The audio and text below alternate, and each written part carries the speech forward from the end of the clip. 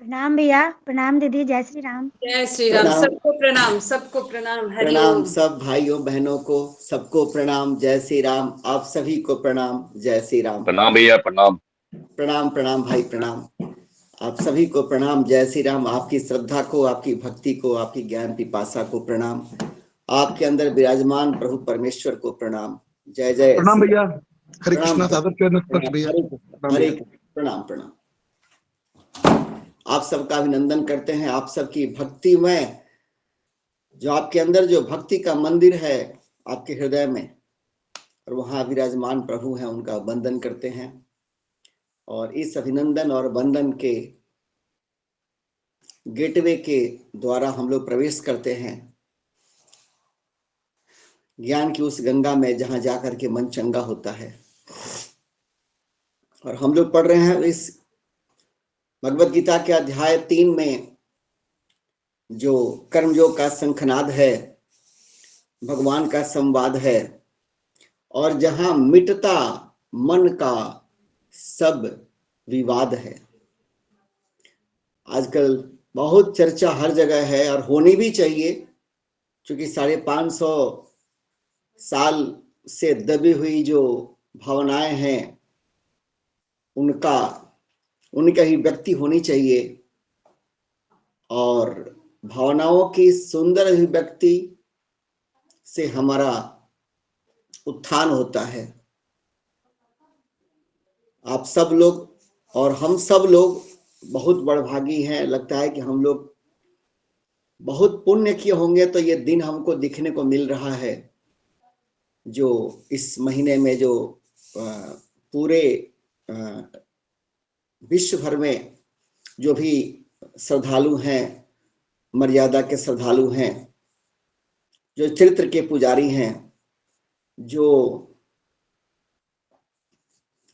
शुद्ध सात्विक जीवन के पुजारी हैं, जो परम पिता परमेश्वर के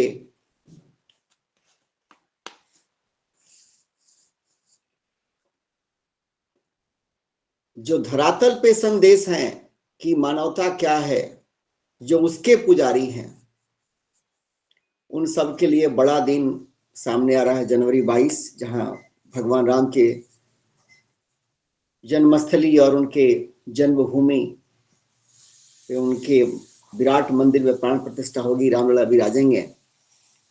मैं ये बात इसलिए कह रहा हूं कि हम लोग इस अध्याय 3 में पढ़ रहे हैं, और चैप्टर में 2 चीज पढ़ रहे हैं। एक तो ये अभी टॉपिक, जो करंट जो टॉपिक सामने है, कामनाएं, काम, और दूसरा चर्चा खूब चल रही है अयोध्या की। और आप सब लोग जानते हैं अयोध्या का मतलब होता है जहां युद्ध न हो। युद्ध, मन में कोई विवाद नहीं है, मन में कोई टकराव नहीं है, मन में कोई उलझन नहीं है, कोई भ्रांति नहीं है। मन में कुछ है तो विचारों की क्रांति और आत्मीय शांति, उसे कहते हैं अयोध्या। और जहां पे ऐसा होता है, वहीं पे भगवान राम का व्यक्तित्व एहसास होता है, उनके व्यक्तित्व का। हम सब के अंदर ऐसा हमारा मन मंदिर बन जाए, ऐसा हमारा हृदय स्थल बन जाए कि जहां राम विराजे, काम नहीं। हम लोग पढ़ रहे हैं कि हमारा शत्रु संसार में कौन है। जो भी जानता है इसका उत्तर, वो मौन है। क्योंकि जो इस सवाल का उत्तर जानता है, वो किसी पे दोष देगा नहीं कि मेरे पिता दोषी, मेरे माई दोषी, मेरे भाई दोषी, मेरी बहना दोषी, मेरी भाभी दोषी, मेरी ननद दोषी, मेरे ऑफिस के लोग दोषी, मेरे पड़ोसी दोषी, मेरे सगे संबंधी कुटुंब दोषी, मेरे बच्चे दोषी, मेरे पति दोषी, मेरी पत्नी दोषी। किसी को दोष देगा नहीं, जो कि मन में राम है। जहां है राम, वहां नहीं सताएगा काम। प्रणाम भैया। प्रणाम भैया। हरे बोलिए। कृष्णा। बस भैया 30 सेकेंड मैं लेना चाहता हूँ भैया। हाँ, और मैं बस आपने जो बताया कि जहाँ पे मन में जब राम आएंगे, तो मैं आपको धन्यवाद। मैंने पिछले रविवार को भी फोन करने की कोशिश की, वो कनेक्ट नहीं हो पाया, और आज भी मैं सुबह में सोचा आपको धन्यवाद दूं कि जो पिछला सत्संग हुआ था शनिवार को भैया, और ये एकदम बहुत सुंदर, मैं सादर चरण स्पर्श करता हूँ और आपको धन्यवाद ये दे रहा हूँ भैया कि उस दिन 2 दिन से ना बिना कोई कारण के मन जो था ना वो एक मायूसी था। पता है, कोई कारण नहीं था, कोई ऐसा कोई आउटकम नहीं, परिवार में, जीवन में, ऑफिस में, कहीं नहीं, राइट भैया। और पर बहुत सुंदर कि मैं इतना डाउन था कि मैं बता नहीं सकता हूँ आपको, और एकदम डिसिप्लिन की तरह सत्संग में आया शनिवार को। और फिर 2 घंटे जैसे ही 1.5-2 घंटे में खत्म हुआ, वो मन आज भी वो राम जो आपने बताया, अभी तक वो मन में राम बसा हुआ है। उसके बाद कितना कुछ मैंने पढ़ा, और सात्विकता और पॉजिटिविटी की बात, मतलब उसके बाद हम लोग परिवार के साथ भी थे बाहर, अत्रि महर्षि के आश्रम में गए और हम लोगों ने दर्शन किया भगवान का, और बहुत कुछ हुआ। तो भैया मैं बस धन्यवाद देना चाहता हूँ कि सत्संग की महिमा ऐसी है, भगवान की कृपा है कि सबके साथ में ये आपको भी बोलने का मुझे मौका मिला।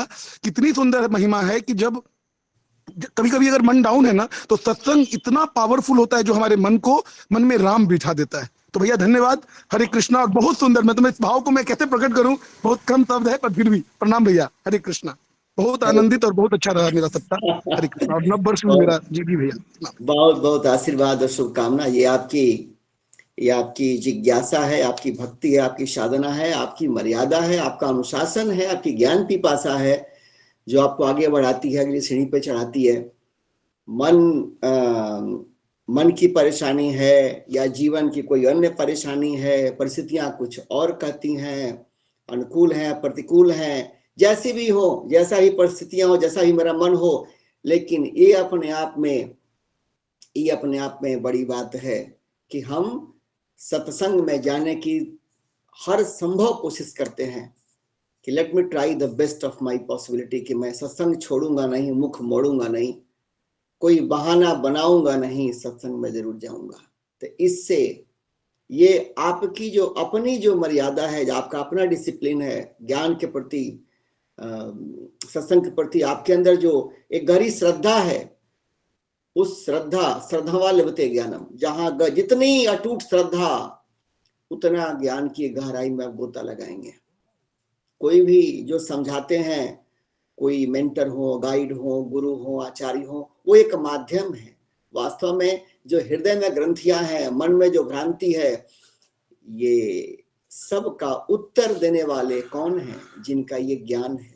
सामने जो कोई बैठा वो एक माध्यम है, लेकिन आपके मन में कोई सवाल है, कोई भ्रांति है, और उसी सत्संग के दौरान कनेक्शन मिल गया परमात्मा से, और परमात्मा वक्ता के मुख से वो कहलवाते हैं, जो आपके अंदर जो भी चल रहा है, सवालों का जवाब, चाहे प्रश्न उत्तर चल रहा है, कोई रीजनिंग चल रहा है, वो नॉट खुल जाता है, वो भ्रांति, वो गांठ जो खुल जाती है, ये सब आपकी भक्ति, आपकी श्रद्धा का फल है और ईश्वरीय सत्ता का बल है।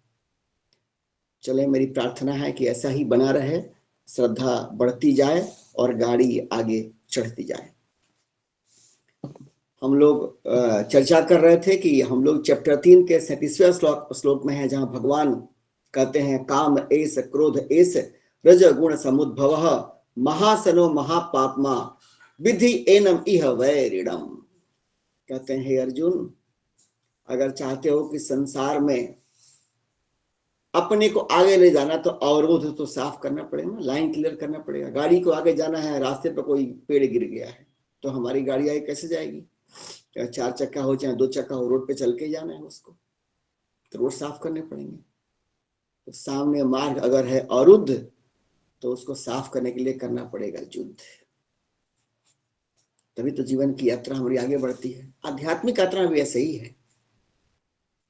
मैं तो कहता हूं कि जिस जीवन में आध्यात्मिकता नहीं है, वो जीवन नहीं, वो नरक है।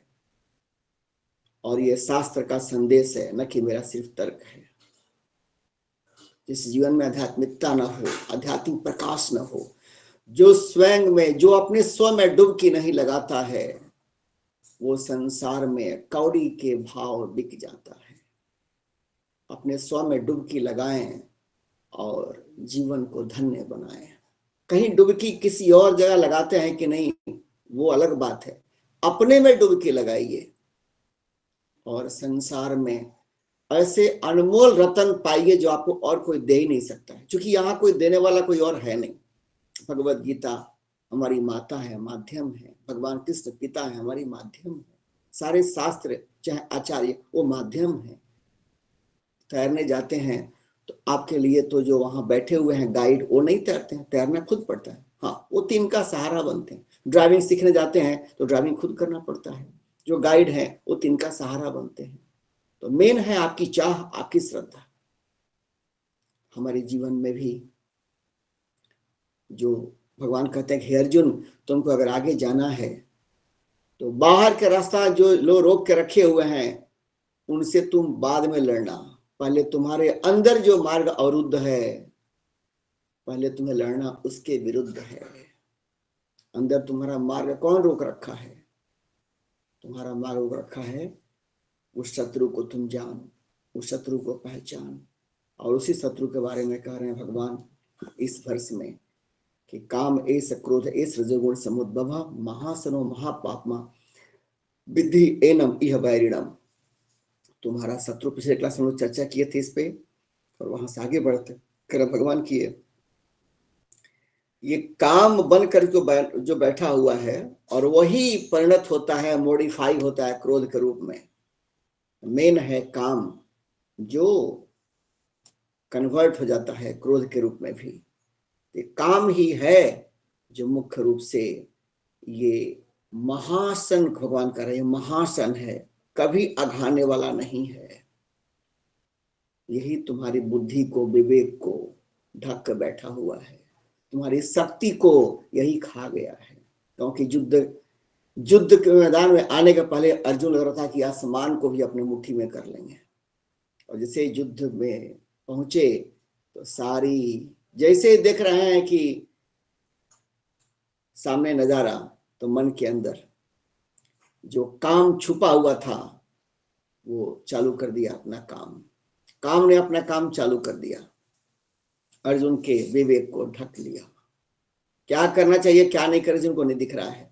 और जो हाल अर्जुन का था वही हाल हम सबका है, कम या ज्यादा हम सब उसी तरह से। हम सबका जीवन युद्ध है और जीवन पथ अवरुद्ध है।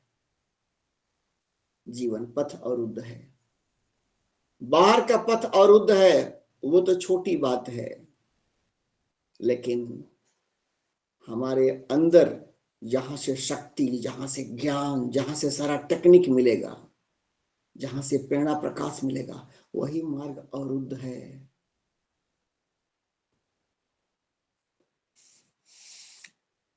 भगवान कहते हैं कि ये जो काम, जो तुम्हारा शत्रु है वो पहले अंदर बैठा हुआ है। अंदर के शत्रु को तुम पहले जीत लो, बाहर के शत्रु को चुटकी बजा के तुम्हारे पीछे आ जाएंगे। या तो तुम्हारे सामने अपनी पराजय स्वीकार कर लेंगे बाहर के शत्रु, अथवा अपने पाप के रास्ते से मुक्त हो जाएंगे वो। क्योंकि तुम्हारे शत्रु और धर्म के पथ पे चलोगे, तुम्हारे शत्रु जो होंगे वो धर्मी लोग तो होंगे नहीं, पापी ही होंगे। तो अगर तुम्हारे रास्ते पर कोई अधर्मी आता है, विधर्मी आता है, कुकर्मी आता है, कोई दुष्ट आता है, तो उसको अपनी राह से हटाना, ये उसको उसके पाप से मुक्त करने के समान है। इसलिए भगवान ने कहा कर्ण को, ताकि इसको मुक्त कर दो, कर्ण को जिस पाप के राह पे है इससे मुक्त कर दो। और ऐसे ही बाकी लोगों के उदाहरण ऐसे ही है। भगवान ने कहा कि इनको मुक्त करो, जब तक ये शरीर इनका बना हुआ है ये शरीर बोध से उस पाप में पड़े रहेंगे। भगवान कहते हैं कि ये बाहर के शत्रु से तुम जीत सकते हो, वो बहुत मुश्किल नहीं है। पहले अंदर के शत्रु को जीतो। कोई कंपनी है, संस्था है, समाज है, समिति है, घर परिवार है, कोई अपार्टमेंट है, गांव मोहल्ला है, जो अंदर शत्रु हो, अंदर ही गद्दार हो, तो पहले उनको ठिकाने लगाना जरूरी होता है। उसके बाद से जब आप जो अंदर के शत्रु को ठिकाना लगा दीजिए तो फिर बाहर के शत्रु को जीतने के लिए आपकी ताकत बढ़ जाती है, आपकी शक्ति ऊपर चढ़ जाती है। फिर आपके अंदर सहनसा बदसा वाली हौसला बुलंदी उत्साह चला आता है। तो कहते हैं पहले जीवन में आगे बढ़ना है सुख शांति के मंजिल पानी है, समृद्धि के मंजिल पानी है, तुम पहले अंदर के शत्रु को मार और अपने मन को तार। तुम्हारा मन डूबा हुआ है, कभी सुख में लगा है और कभी दुख में उबा हुआ है। अपने मन को तार और इस काम रूपी वैरी को मार। कर्म भगवान की ये विधि मतलब जानो, एन मतलब इसको।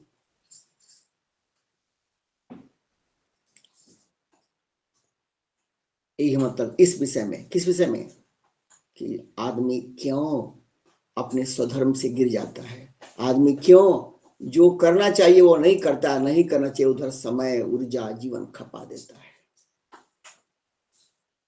स्वधर्म से गिरना हुआ। जीवन के जिस समय जब जैसा जो करना उचित हो वो करना और अपने हस्ती और मस्ती में आना, यही स्वधर्म है। तो आदमी इससे अगर वंचित हो जाता है और बाहर की चीजों में उलझ जाता है, और बाहर से उलझता इसलिए है क्योंकि अंदर एक शत्रु बैठा हुआ है, गुलू खिनाई।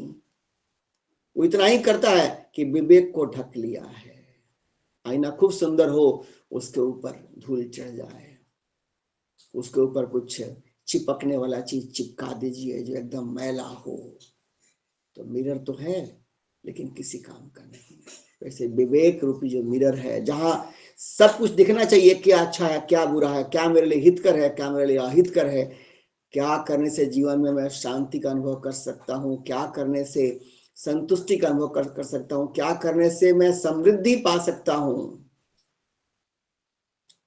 जो विवेक रूपी दर्पण है उस पे काम रूपी धूल चढ़ गया है। भगवान कह रहे हैं कि यही तुम्हारा यह वैरिडम, यही वैरी है, सबसे बड़ा वैरी है। कह रहे हैं कि ये वैरी कैसा है, ये समझ लो कि अजगर हो, ऐसा कोई अजगर जो जितना शिकार मिले खाने के लिए उसका मुंह और बढ़ता चला जाए। ये महाशन उसे ही बोलते हैं। जितना भी डालो कम है, बहुत खाने वाला और कभी न आघाने वाला। और कह रहे हैं महापापमा। महापापमा मैं ऐसे कहूं समझने के लिए कि महापापों की अम्मा, मदर ऑफ ऑल सिंस। महापापमा, महा बड़े से बड़े पापों की माँ, महापापमा मतलब मदर ऑफ, कहते हैं obesity is mother of all diseases. एक बार ओबेसिटी हो गई, वेट शरीर का वजन जितना होना चाहिए बीएमआई इंडेक्स के हिसाब से उससे ज्यादा हो गया, शरीर 5.5 फीट का और वजन हो गया 80 किलो से ऊपर। 5.5 फीट के आदमी को 65 के आसपास वेट हो तो उससे संतुलित है। चलो थोड़ा और बढ़ा दिया 70 तक, लेकिन अगर 75, 80, 85 लादे हुए हैं और हाइट 5.5 फीट, घुटने जल्दी खत्म होंगे और तरह तरह का जो हमारे वाइटल ऑर्गन्स है बॉडी के अंदर जल्दी साथ छोड़ देंगे। फिर डायबिटीज, बीपी, ये वो, हार्ट, कोलेस्ट्रॉल सब पकड़ेंगे। भगवान कहते हैं कि ये सबसे बड़ा बैरी है। तुम पहले ये जान लो और इसको पहचान लो। दुश्मन को पहचानना सबसे पहली बात है। क्योंकि गीता सप्ताह चल रहा है और दुश्मन को पहचाने कैसे, देखिए माँ कैसे प्रेम से बताती है। अगर गीता में सिर्फ अपनी श्रद्धा हो जाए, सिर्फ श्रद्धा आपकी गीता में हो गई, श्रद्धा कि गीता मेरी माँ है, तो क्या होगा आगे बताता हूं। गाओ गीता का गीत, गाओ गीता का गीत, गाओ गीता का गीत, गीता का गीत गाओ, गीता का गीत गाओ, गीता का गीत, गीता का गीत। हरि संग हो जाई हीरा में प्रीत, गाओ गीता का गीत, गाओ गीता का गीत। हरि संग हो जाई हीरा में प्रीत, गाओ गीता का गीत। ज्ञान मिले भक्ति मिले, मिले सुख शांति, ज्ञान मिले भक्ति मिले, मिले सुख शांति। मनवा में मिट जाई सकल भेद भ्रांति, हरि सम नहीं कोई दुनिया में मीत, गाओ गीता का गीत, गाओ गीता का गीत, गाओ गीता का गीत। और ये माँ कैसी है, कैसे आपको ये माँ आपको आपके भले की बात बताती है। 108 उपनिषद गौ माता समान, 108 उपनिषद गौ माता समान, आदुहने वाला कोई और नहीं स्वयं कृष्ण भगवान। उपनिषदों का सार ये है गीता, 700 श्लोकों का हार मेरी भगवत गीता। गागर में सागर मेरी गीता मैया, दूध पिलावे बन के धेनु गैया। जो पिए सो बन जाए, अभी मार्की की बात है, जो पिए सो बन जाए, क्या बन जाए? जो पिए सो बन जाए मन जीत। गाओ गीता का गीत, गाओ गीता का गीत, गाओ गीता का गीत। हरि संग हो जाई हे राम प्रीत, गाओ गीता का गीत, गाओ गीता का गीत। ये है जब हमारी श्रद्धा होती है माँ भगवत गीता में कि माँ आप अल्टीमेट नॉलेज हैं, आप अल्टीमेट गाइड हैं, आपसे बड़ा ना कोई हितैषी है, आपसे बड़ा ना कोई ज्ञान है, आप में कहीं कोई मिलावट नहीं है।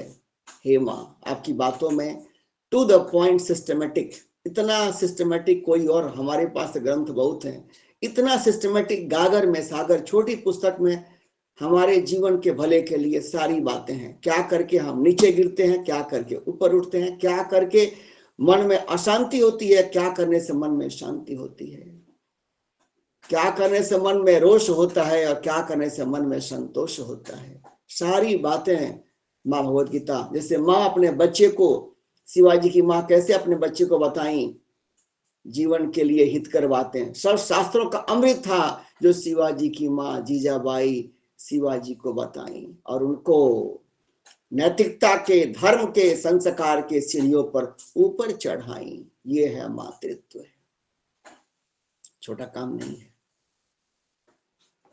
पैसा कमाना आसान है, लाखों करोड़ों रुपया पैसा कोई कमा ले महिला, लेकिन अपने बच्चों को धर्म की, संस्कार की, नैतिकता की, मानवता की ऊंची बातें न बताए, ऊंची प्रेरणा न दे तो उस माँ का मातृत्व धिक्कार है। चाहे कितना ही पैसा कमा ले, कोई उसका मोल नहीं है। मैं कह रहा हूं कि वैसे ही ये तो हो गया कि संसार में जो हमको माँ मिलती हैं उनकी महिमा कर रहा हूं। भगत सिंह को वैसी माँ नहीं मिलती तो पता नहीं भगत सिंह के अंदर कौन भरता वो जोश कि अपने देश के लिए एक बार नहीं 100 बार मरना भी, अपने देश के लिए एक बार मरना 100 जन्म के बराबर है। भगत सिंह की माँ ने ये प्रेरणा भर दिया था। विवेकानंद की माँ ने क्या प्रेरणा भर दिया था कि तुमको मांगी हूं भगवान शिव से, अपने लिए नहीं, मांगी हूं तुमको इस समाज के लिए, देश के लिए, संसार के भले के लिए। तुम समाज, देश, संसार के लिए कुछ कर सको, बस यही मेरा सपना है, वही मेरा उद्देश्य अपना है। अपने लिए मुझे तुमसे कुछ नहीं चाहिए, संसार के लिए करो। ये है संसार में मातृत्व का गौरव। जिन महान लोगों का पढ़िए बैकग्राउंड तो मिलेगा, उनकी माताओं ने उनके अंदर क्या भरा, उनके रगों में, उनके लहू में वो जोश दिया, उनके मन में वो होश दिया। हमको आज ऐसे ही माताएं इस धरा पे चाहिए जो रतन पैदा करें, रतन दें। और भगवत गीता माता तो हमारे संसार की सब माताओं की भी माँ है। सोचिए माँ क्या बताती है हम लोगों को। माँ कह रही है, भगवत गीता माता और भगवान कृष्ण के मुख से ये वाणी आ रही है कि तुम अपने जीवन के सबसे बड़े पापी को पहचानो, और वो पापी है और कोई नहीं है, अंदर बैठा हुआ है काम। बैरी कितने तरह के होते हैं? 2 तरह के होते हैं। एक कुछ ऐसे वैरी होते हैं जिनको कुछ मिल गया तो शांत हो गए, कुछ भेंट मिल गया, कुछ उनको कुछ दान दक्षिणा, कुछ उनको फायदा मिल गया, या कुछ अनुनय विनय कर लिए तो शांत हो गए, समझा बुझा दिए शांत हो गए। कुछ है कि कुछ उनको लाभ मिल गया तो शांत हो गए। कई तरह के वैरी होते हैं संसार में, आपका रास्ता रोकते हैं। हनुमान जी भी जब जा रहे थे लंका तो आपको पता है कि रास्ते में कहां कहां उनका रास्ता रोका गया।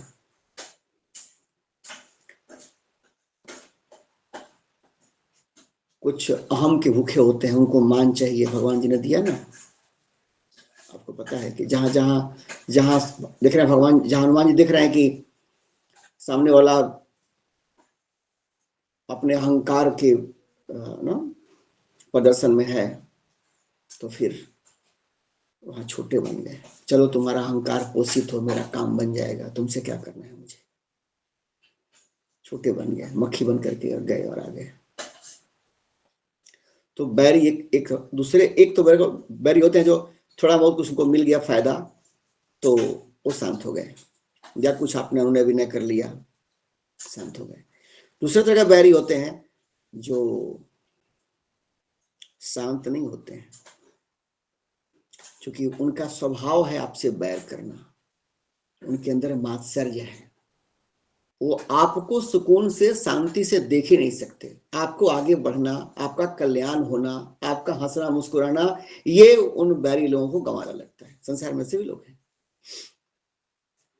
ये जो काम रूपी बैर जो है ना, दुश्मन, ये ऐसा ही है।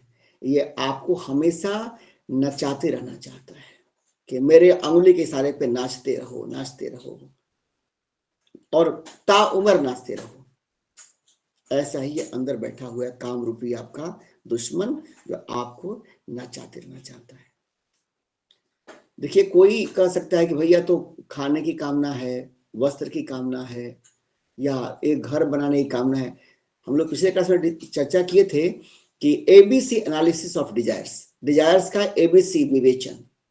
जैसे एबीसी एनालिसिस काफी प्रचलित है, कई तरह से किया जाता है इसको, मैनेजमेंट में, इन्वेंट्री मैनेजमेंट में किया जाता है और कई एनालिसिस में किया जाता है।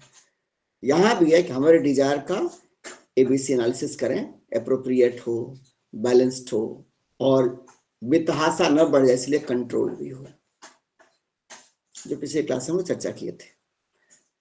तो हमारी जो भूख है, आप कुछ भूख लगी है, खाना मिला, भूख शांत हो गया, तो भूख कामना नहीं है। खाने की इच्छा क्षुधा पूर्ति के लिए आप खाएंगे, भूख शांत हो गया। चाहे रसगुल्ला हो, चाहे रोटी हो, जो भी खाने का आपको मिल रहा है आप खाए। खाने को बनेगा रसगुल्ला, एक मिला, दो मिला, से एक सीमा आएगी जहाँ की ये अब बोलेगा नहीं, अब इससे आगे नहीं चाहिए। कोई आपको पैसा भी देगा कि नहीं, आप अब 20 को खा लिया रसगुल्ला, अब 21वां खा लीजिए। कुछ लोग होते हैं ना, खाने में माहिर होते हैं, तो उनकी भी सीमा है। कोई बोले 21वां खाइए, बोलेंगे नहीं नहीं अब नहीं खाऊंगा, अब खाऊंगा तो बाहर आ जाएगा, आगे सैचुरेशन लेवल। इसलिए कहते हैं भूख की इच्छा, ये वो काम नहीं है जो बैरी है। या वस्त्र चाहिए तन ढकने के लिए, ये वो काम नहीं है। ये भी कामना है, लेकिन ये वो काम नहीं है जो महापात्मा हो, महासन हो। तन ढकने के लिए वस्त्र नहीं है, हमको तन ढकने का वस्त्र मिल गया और मैं ठीक हूं। और हमको सिर छुपाने के, अपना सर छुपाने के लिए आवास मिल जाए, ये कामना, चाहे रेंट पे हो, चाहे अगर हम कमा करके धार्मिक तरीके से, फेयर तरीके से, उचित शैली में धर्मोपार्जन करके घर बनाने की कामना, ये गलत नहीं है कि हमको एक सर छुपाने के लिए, हम गृहस्थ हैं, होना भी चाहिए। लेजिटिमेट डिजायर्स जो है वो कामना पूर्ति होती है, और आप विवेकशील हैं तो ये कभी आप पे हावी नहीं होंगे। मामला गड़बड़ तब होता है, धन मिला तो और धन संग्रह की भूख बढ़ गई, पद मिला तो थोड़ा और पदोन्नति का भूख बढ़ गया, भोग विलासी चीजें मिली तो और मिले, ये भूख बढ़ गया।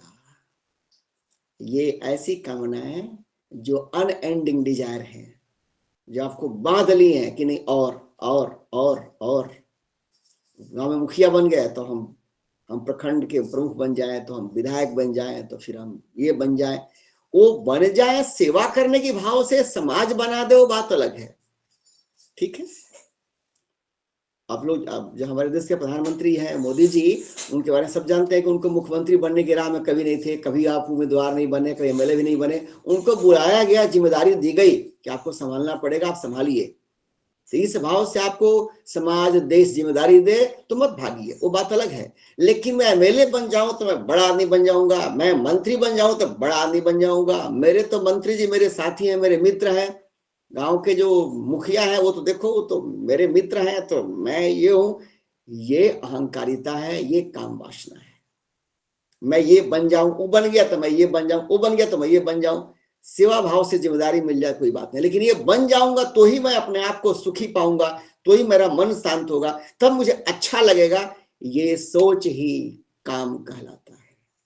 अनएंडिंग डिजायर, कभी न पूरा होने वाला ये भाव है। जो मिल गया उसमें खुश नहीं है, कुछ और मिल जाए, कुछ और मिल जाए, कुछ और मिल जाए, तब खुश होऊंगा। बात उसकी हो रही है। कामनाओं की जाति दो, लौकिक और आध्यात्मिक है भाई। कामनाओं की जाति दो, लौकिक और आध्यात्मिक है भाई। आध्यात्मिकता से सुख शांति और लौकिकता नरक पहुंचाई। दो तरह की कामनाएं हैं, एक आध्यात्मिक कामना, एक लौकिक कामना। पिछले क्लास में हम लोग चर्चा किए थे, आध्यात्मिक कामना आपको अंदर से बड़ा बनाती है और लौकिक कामना आपको लगता है कि आप बाहर से बड़ा बनते हैं लेकिन अंदर से छोटे ही रहते हैं। समझने वाले समझ सकते हैं। और आध्यात्मिक कामना से अगर जीवन में सुख शांति चाहिए, संतोष चाहिए, आनंद चाहिए, तो आध्यात्मिक कामना की सीढ़ी पे ही चढ़ना होगा। और लौकिक कामना मन में है, चाहे किसी रूप में भी हो, कि मैं नाम मिल जाए, पद मिल जाए, शोहरत मिल जाए, वाहवाही मिल जाए, संसार से मुझे कुछ ये मिल जाए तो मैं फिट अपने आप को पाऊंगा और अपने आप को पाऊंगा कि हाँ मेरा जीवन कुछ तो हो गया और मैं ये हो गया। ये लौकिक कामना जो है ये जीवन को नरक बनाएगी, पक्का है, एकदम गारंटी इसकी है। कुछ नहीं अगर नहीं हुआ तो ये शरीर ही नरक बन जाएगा। दुनिया का सबसे बड़ा नरक ये शरीर है। लौकिक कामना और विवेक में जानते क्या होता है? जब लौकिक कामना होती है तो हमारे विवेक से लड़ाई होती है, संघर्ष होता है। लौकिक कामना और विवेक में चलती है हमेशा लड़ाई। कामना का काम करो तमाम, कहती है गीता माई। आज का जो संदेश है, भगवान क्या कह रहे हैं? भगवान का ये संदेश है, माँ भगवत गीता का ये पोषण है हम लोग के बुद्धि को, मन को, कि कामना को इस शॉर्ट में काम करते हैं तो कामना का काम करो तमाम। जैसे कोई माँ कुंती क्या कही अपने बच्चों को, देखिए कि अब युद्ध रुक नहीं सकता और धर्म ही खतरे में है।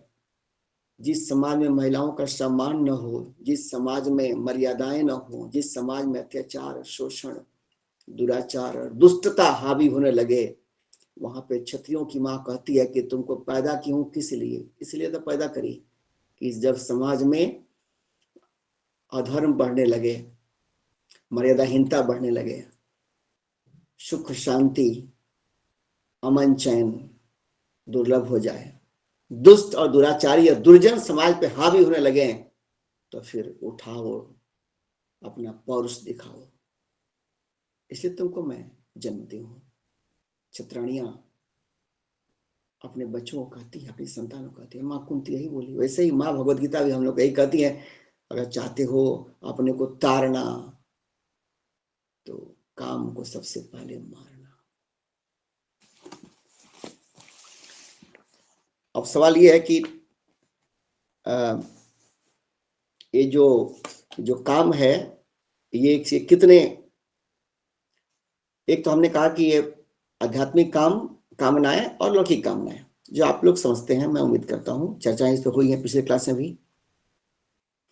अब है कि जो लौकिक कामनाएं हैं, लौकिक जो काम जिसको बोलते हैं वर्ल्डली डिजायर्स, उनकी भी दो कैटेगरी है।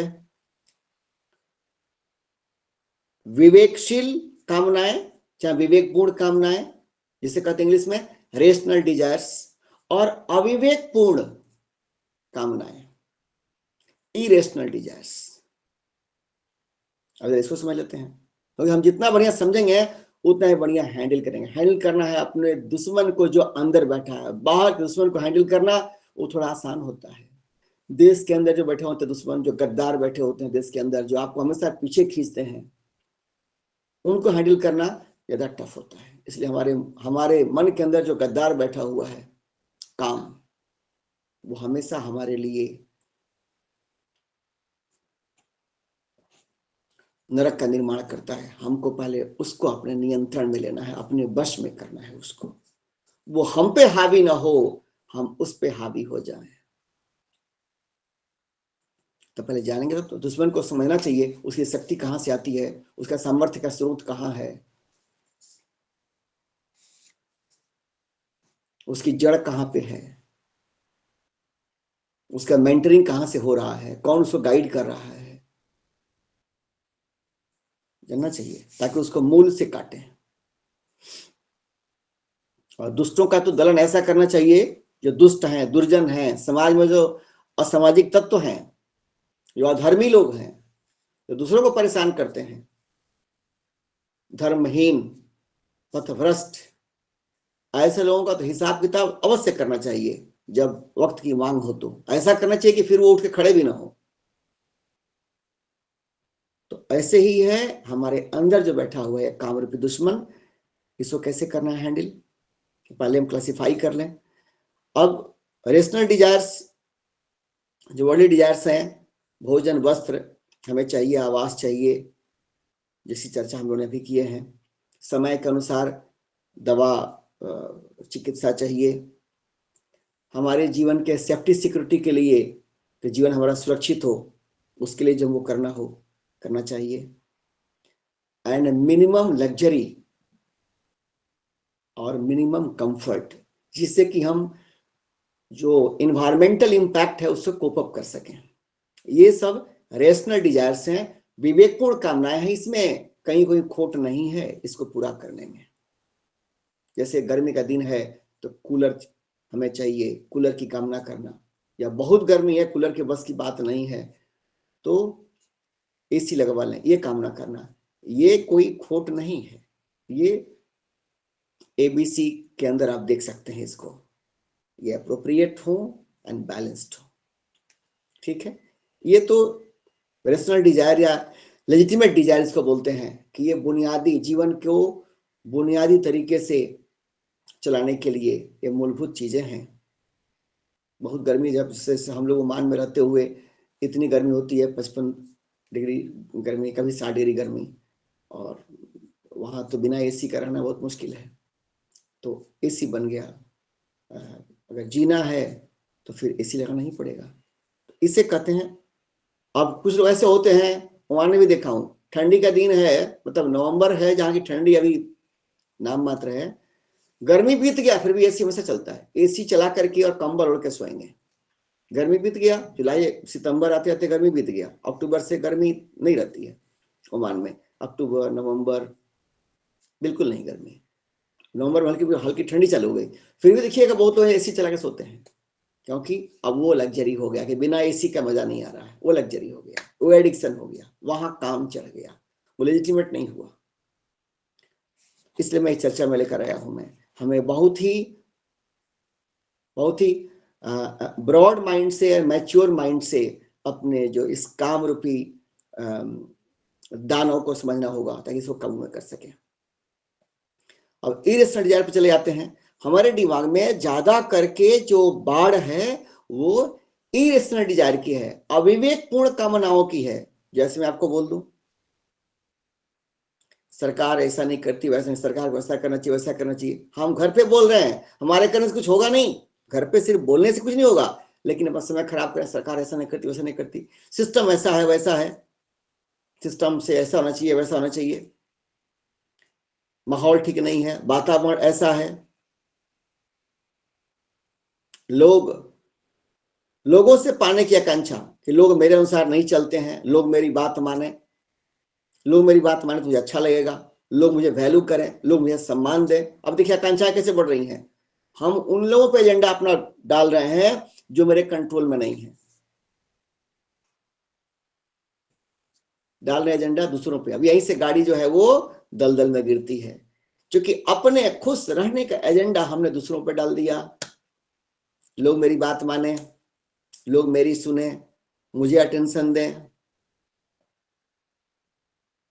मुझे सम्मान दें, मेरे इनिशिएटिव, मेरे प्रयास का वैल्यू हो, सम्मान हो, मैं अच्छा काम करता हूं उस पर लोग सहयोग करें, मेरे अच्छे काम का, मेरे अच्छे प्रयास का मान सम्मान वैल्यू होना चाहिए। अब हमारे वाला आकांक्षाएं हो रही हैं, फिर कंपेरिजन करते हैं अपने बच्चों का, अपने परिवार का, अपने दौलत का, अपने संपत्ति का कंपेयर करते हैं दूसरों से।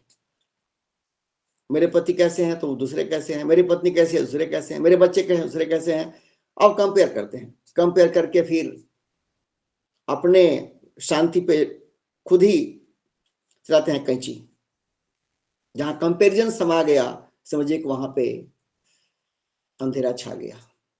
और कंपैरिजन लौकिक तरीके से बहुत गलत चीज है वो, उससे फायदा तो ना के बराबर है चाहे नहीं है, नुकसान हद से ज्यादा है।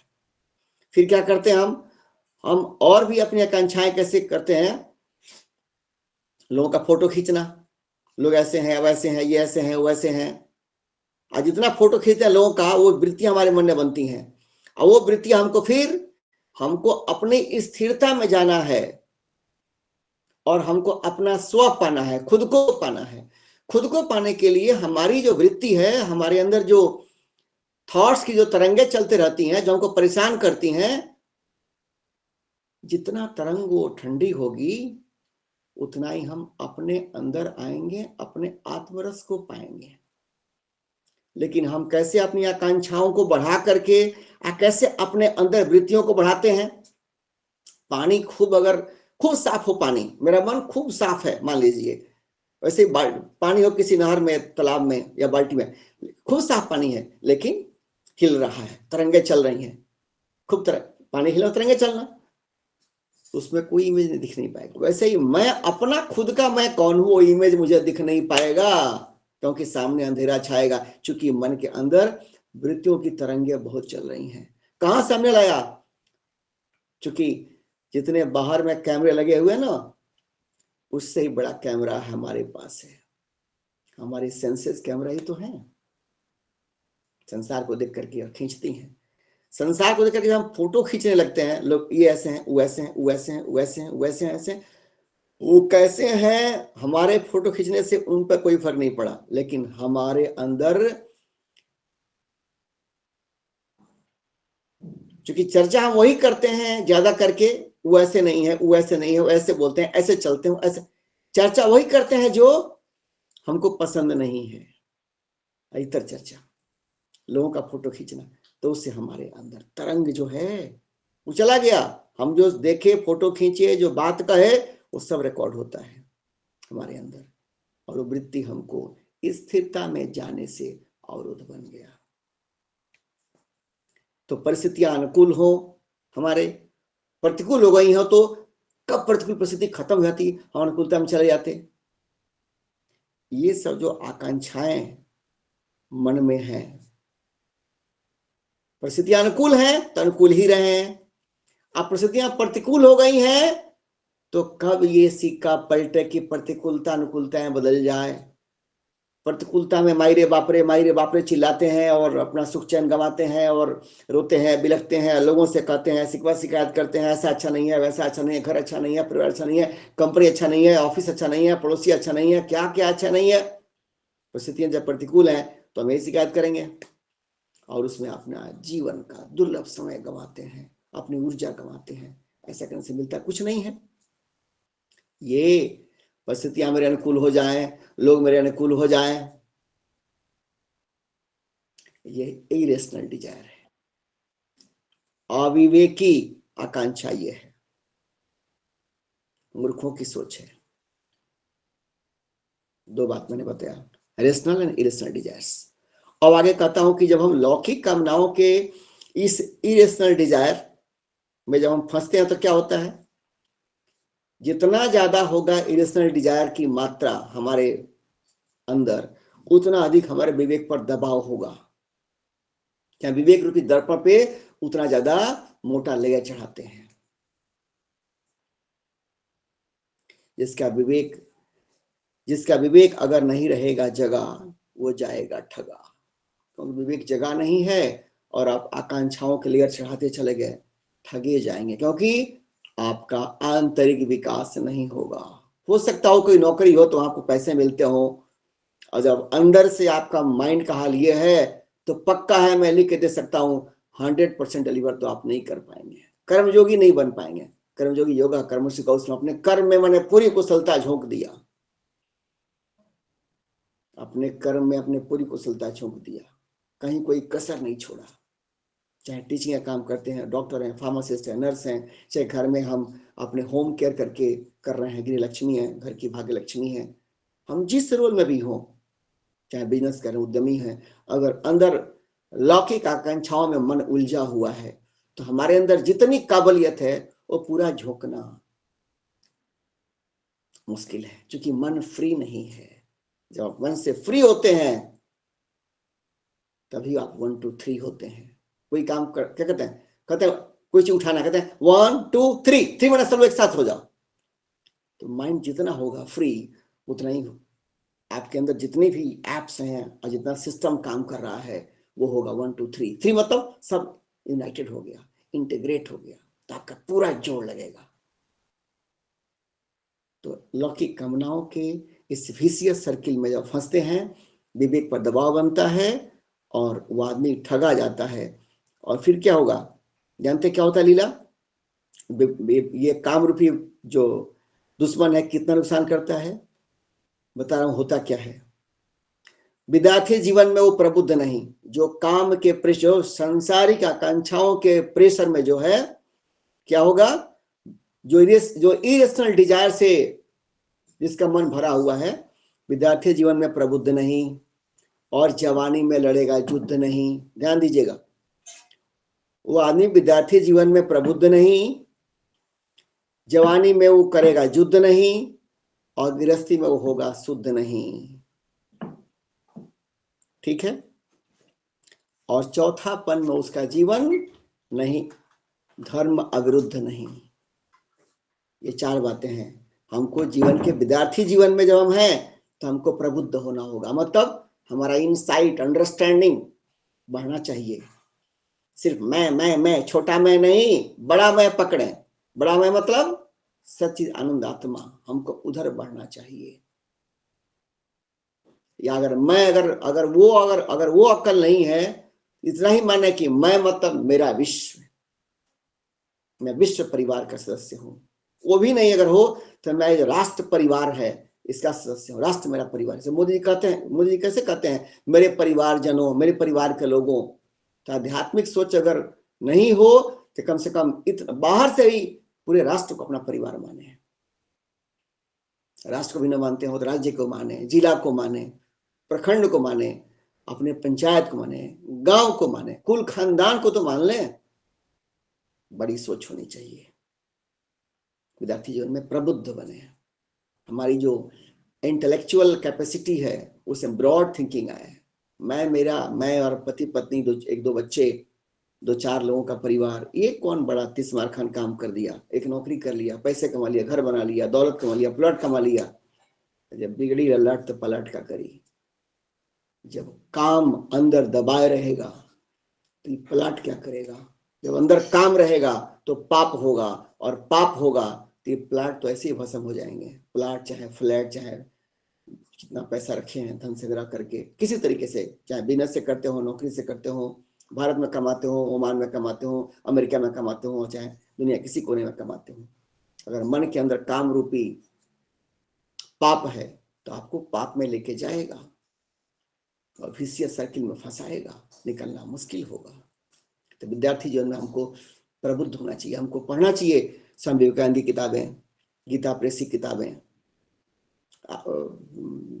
भिन्न भिन्न जो ऐसे गायत्री परिवार है वहां की किताबें, ऐसे बहुत, चिन्मय मिशन की किताब, ऐसे बहुत सारे आजकल संस्थाएं हैं जो आर्ट ऑफ लिविंग की किताबें, ऐसे बहुत सारी संस्थाएं हैं जो हमारे अंदर बौद्धिक क्षमता को और बढ़िया ब्रॉड विकसित करने के लिए एक से बढ़कर एक सुंदर सुंदर किताबें हैं। किताबें कुछ इतनी सस्ती हैं, गीता प्रेस की किताब इतनी सस्ती है पूछिए मत। वैसे आरके मिशन की किताबें भी बहुत अच्छी है, और चिन्मय मिशन की किताब पढ़िए ना। मैं कह रहा हूं विद्यार्थी जीवन में हमारी बुद्धि प्रबुद्ध हो, हमारी बुद्धि एक बड़े आई के बारे में सोचे कि मैं कुछ जीवन में ऐसा करना चाहता हूं कि हमारे कर्म से, हमारे प्रयास से बहुत सारे लोगों का भला हो, हमारा कर्म ऐसा फला हो। कमा करके बैंक जमा कर लिया, कमा करके गाड़ी बंगले बना लिया, कमा करके विला बना लिया, कमा करके कमर टेढ़ी करके चल रहे हैं कि मैं बड़ा आदमी हूं, मैं तो करोड़ों कमा लिया। अरे किस काम के, अगर तुम्हारा पैसा अगर नहीं गया परहित के काम में और तुम्हारा मन अगर नहीं लगा राम में, तो जीवन तक कौड़ी के भाव गंवा दिया। तो विद्यार्थी में प्रबुद्ध होना चाहिए और जवानी में युद्ध करना चाहिए। युद्ध किससे? जब भी हमारे अंदर जो काम है तो इसको हटाएं। जवानी में नहीं हटाएं तो बुढ़ापे में काम छोड़ेगा हमको। और जवानी में अधिक से अधिक हम काम करते हैं, कर्म करते हैं, प्रयास करते हैं, डिसीजंस लेते हैं, एक्टिव डायनेमिक टाइम है। इसको गंवा दें और बाद में जब चौथापन में आ गए तो न वो ऊर्जा है, न वो सारी शक्ति हमारे अंदर नहीं है, तो ऑलरेडी शरीर की अपनी मर्यादा है, तो उसमें कितना उपयोग कर पाऊंगा मैं। इसलिए जवानी में हम अपने जीवन में जो प्रतिकूलताएं हैं उनसे लड़ें। जो राग और द्वेष बने हुए हमारे शत्रु उनसे लड़ें। काम जो बना हुआ है हमारा शत्रु उससे लड़ें। स्वार्थ स्वार्थ स्वार्थ जो बना हुआ है मेरा अपना शत्रु उससे लड़ें। छोटी छोटी जो कामनाएं मेरे अंदर हैं, मेरे बच्चे ऐसे हो जाए, मेरा घर ऐसा हो जाए, मेरा परिवार ऐसा हो जाए, मैं धनी हो जाऊं, मेरा इतना बिल्ला बन जाए, मेरा इतना प्लॉट हो जाए, मेरे पास इतना इनकम बढ़ जाए, ये छोटी छोटी कामनाओं के अंदर जीवन को खपा दिए हैं। इससे बाहर निकलना ये युद्ध है। कहीं अधर्म होता हो, अत्याचार होता हो, शोषण होता हो, उसमें हम जहां कुछ भी कर सकते हैं करना चाहिए। धर्म हमारा, संस्कृति हमारा, राष्ट्र हमारा अगर खतरे में पड़ता हो, अंधकार में जाता हो, तो खड़ा होना चाहिए। यह है जवानी में युद्ध करना। जवानी में धन भी कमाए लेकिन धर्म के लिए, लोक मंगल के लिए। गृहस्थी में शुद्ध होना। तो विद्यार्थी जीवन में युद्ध, विद्यार्थी जीवन में प्रबुद्ध बने, जवानी में युद्ध करें और गृहस्थी में शुद्ध रहें। शुद्ध हमारा बोली विचार आचरण, इसमें शुद्धि हो, निर्मल बुद्धि हो। एक गृहस्थी जीवन कोई छोटा मोटा जीवन नहीं है, ये तलवार के धार पे चलने वाला जीवन है। ये क्या बताऊं मैं, जो होता है ना कुम्हार, जो भाई लोग हैं उनका जो आवा होता है, फर्नेस, भट्ठी, उसमें कच्चे बर्तन को पकाते हैं और बर्तन पक्का बन गया। कच्चे बर्तन में खाना बना नहीं पाएंगे आप। तो कच्चे बर्तन चाहे कितना भी सुंदर हो, उसको पहले भट्टी में पकना पड़ता है, तब वो तैयार होगा काम के लिए। ठीक है, तो ऐसे ही है, हम किसी काम के नहीं बनेंगे अगर जीवन के संघर्ष रूपी भट्टी में पके नहीं। संघर्ष क्या है? मन चाहा न मिले है, अनचाहा मिल गया। यही तो उसे हैंडल करना संघर्ष है। जो चाहते हैं नहीं मिलता है, नहीं चाहते हैं मिल गया। मनचाहा मिला नहीं और अनचाहा मिल गया। और अगर काम जिसके अंदर ज्यादा होगा, समझो उसका जड़ हिल गया, हो गया काम से। क्योंकि जब मनचाहा नहीं मिलेगा तो अंदर से असंतोष होगा, निराशा होगी, डिप्रेशन होगा, तब तक बीमारी होगी, और फिर या तो जीते जी जीवन नरक बन जाएगा उसका, और नहीं तो राम नाम सत्य है। और चौथापन में जीवन होना चाहिए धर्म अविरुद्ध। धर्म अविरुद्ध मतलब धर्म के विरोध में जीवन ना हो, मतलब धार्मिक जीवन हो, धर्मानुकूल जीवन हो। चौथापन में हम जब पहुंचे तो बस हम समझे कि ये वहां तो अंदर जो ये पुकार है कि ये समाज मेरा, ये देश मेरा, ये राष्ट्र मेरा, ये पूरी मानवता मेरी। वसुधैव कुटुंबकम। अपने भी अंधेरे से प्रकाश की तरफ मैं चल रहा हूं और दूसरे लोगों को भी थोड़ा मैं मदद कर दूं। एक अंधेरे और कोशिश से फायदा क्या है, एक मोमबत्ती तो जला ही दूं। जितना अधिक मैं कर सकता हूं, चौथापन जाना चाहिए परहित में। ये चौथेपन में जो घर बैठ करके टीवी देखने वाला जो आजकल पैदा हो गया है कल्चर, घर बैठ करके, और अब तो रिटायर्ड हो गए हैं, अब तो हमारा आप क्या कर सकते हैं। इसका मतलब आपने जीवन बनाया नहीं, आपने जीवन गंवाया। क्योंकि अगर आपने जीवन में कुछ कमाया, धन कमाया, तो अपने धन से संसार को लाभान्वित कीजिए। जो लोग अनप्रिविलेज्ड हैं, जो आपके इतना भाग्यशाली लोग नहीं है, संघर्ष में है, तो आप लगाइए धन उधर। अगर बुद्धि कमाया तो बुद्धि लगाइए। अगर कोई एक्सपर्टीज है तो उससे लोगों को सिखाइए। कुछ तो आपके, और गाना गाते हैं तो गा के सुनाइए लोगों को, मन की राहत मिलेगी। कुछ तो होगा आपके अंदर, कला, एक्सपर्टीज, कोई स्किल। कुछ नहीं तो आसपास जो मंदिर हो, चाहे आसपास जो पार्क हो, आसपास जो जमीन हो सरकारी, झाड़ू लगाइए वहां पे जाकर के।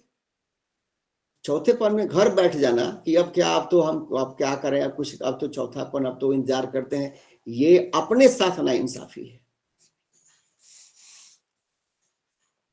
चौथेपन में जीवन होना चाहिए धर्मानुकूल, धर्माचारी, कि मैं धर्म के लिए जीता हूं, धर्म के लिए मरूंगा और संसार के लिए कुछ करूंगा। जो पहले किया है, मानता हूं कि बचपन में, विद्यार्थी जीवन में उतनी अकल नहीं थी, अकल खुली नहीं, जवानी अगर बहुत भाग्यशाली नहीं है, बहुत पुण्यात्मा नहीं है, जवानी पता नहीं कैसे निकल गया। ठीक है, आंख खुली ना हो तो जवानी सरक जाएगी ऐसे, धन संग्रह में, लोभ लालच में जवानी सरक जाएगी, संसार को पकड़ने में जवानी सरक जाएगी। इन चौथेपन में जीवन धर्माचारी होना ही चाहिए, क्योंकि वो अंतिम मौका है। धर्माचारी होना चाहिए फ्रॉम विद्यार्थी जीवन से ही, लेकिन मैं ये कह रहा हूं कि वो चौथापन है, वो लास्ट मौका है। वही गंवाया था, जीवन खपाया, जीवन बर्बाद किया। इसलिए कहते हैं चौथापन, धर्म धर्म धर्म धर्म धर्म। धार्मिक जो भी करें वो धार्मिक भाव से करें। गलती कहाँ होती है हम सबके अंदर? गलती होती है आखिर हम ये क्यों नहीं कर पाते हैं? अपना जीवन क्यों नहीं बना पाते हैं? अपने आप क्यों नहीं जगा पाते हैं? लोग समझते हैं कि ये धन संग्रह कर लो, पैसे कमा लो, जमीन, दुकान, मकान, प्लाट, ये वो बना लो, बाद में मजा करेंगे। आप क्या मजा करेंगे? बाद में आप अपने आप को सजा देंगे। क्योंकि होता क्या है, संसार परिवर्तनशील है, चाहे कितना ही पकड़ लो। कोई पद मिल गया, एक समय है पद छूटेगा, और जब पद छूटेगा तो आप पद पा करके बहुत खुश हो रहे हैं, जिस दिन पद छूटेगा उस दिन अंदर बहुत उतना ही दुख होता है, क्योंकि पद में आसक्ति अगर है तो होगा। फिर इसी संसार में धन है, दौलत है, आपने संग्रह करने के भाव से पूरा जीवन लगा दिया। परिवर्तनशील संसार को पकड़ने चले, पकड़ने में लगाया पूरा ध्यान उधर लगा दिया, खूब कमाया, खूब बनाया। लेकिन ऐसा कोई है जो धन को, दौलत को, पद को, पावर को पकड़ के अपने पास रख सके? तो जो संसार की चीजें छूटने वाली हैं, आप उसको पकड़ने चले, और पकड़ते हैं तो जितना पकड़ते हैं उतना ही और चाहिए। अगर होशियार नहीं है अंदर से, अगर ड्राइवर होशियार नहीं है और हाईवे मिल गया तो गाड़ी चापते चला गया, मान पड़ा 100, 150, 200,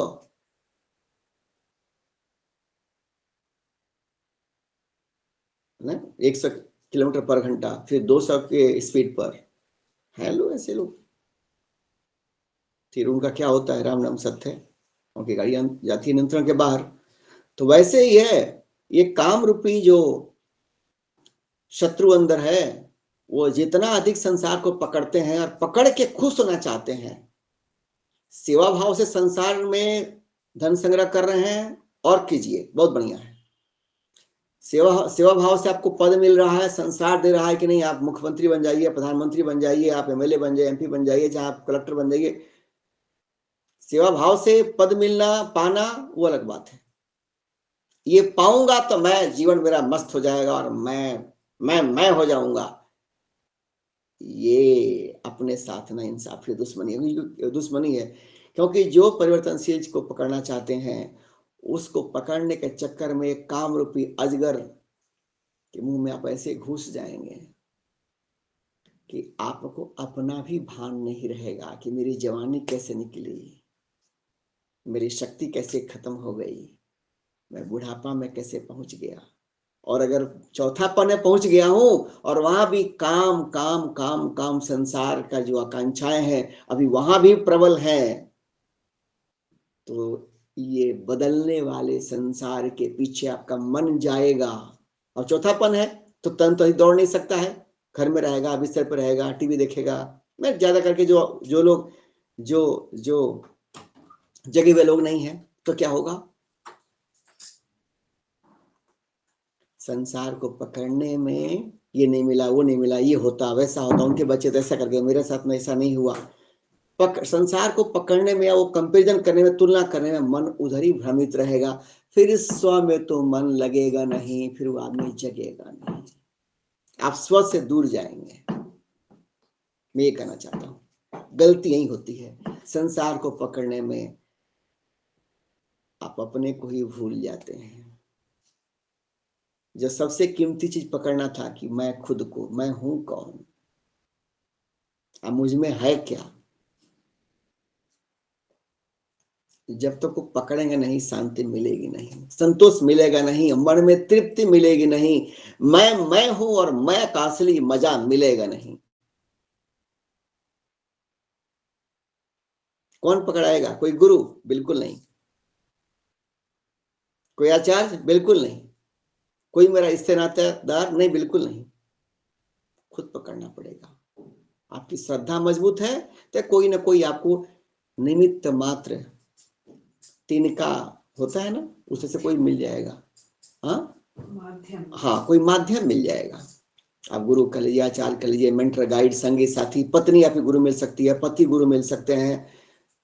हो सकता है आपके घर में कोई दाई माँ आती हो काम करने के लिए और उसको ज्ञान हो, वो आचार्य गुरु हो सकती है, कोई भी हो सकता है।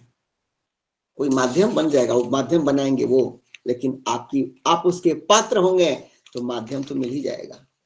मैं ये कहना चाहता हूं, तो जो स्थिर चीज जो मैं हूं, जो पाने से मैं मस्त होता हूं, जो पाकर के मैं स्वस्थ होता हूं, उसको पाया नहीं, जीवन गंवाया। तो लोग कहेंगे हाँ अखिलेश जी वो तो ठीक है, हम लोग जानते हैं ये सब करते हैं, लेकिन मंदिर भी जाते हैं, तीर्थ भी जाते हैं, दान धर्म भी करते हैं आश्रम भी जाते हैं, सत्संग भी करते हैं अखिलेश जी। हाँ बहुत बढ़िया है, लेकिन मेरा सवाल यहाँ पे है, ये सब करते हुए अगर आपके मन में उमंग और तरंग ऐसा हो गया कि परिस्थितियां आई चाहे गई, आप मस्त हैं, अगर आप उस स्थिति में पहुंचे हुए हैं, आपके चरणों में प्रणाम है। और अगर नहीं, अभी भी आप कहीं भी जाते हो, मंदिर, आश्रम, पूजा पाठ, दान धर्म, सत्संग सब करते हो, लेकिन अभी भी आपके अंदर अपनी मस्ती का उभार नहीं है,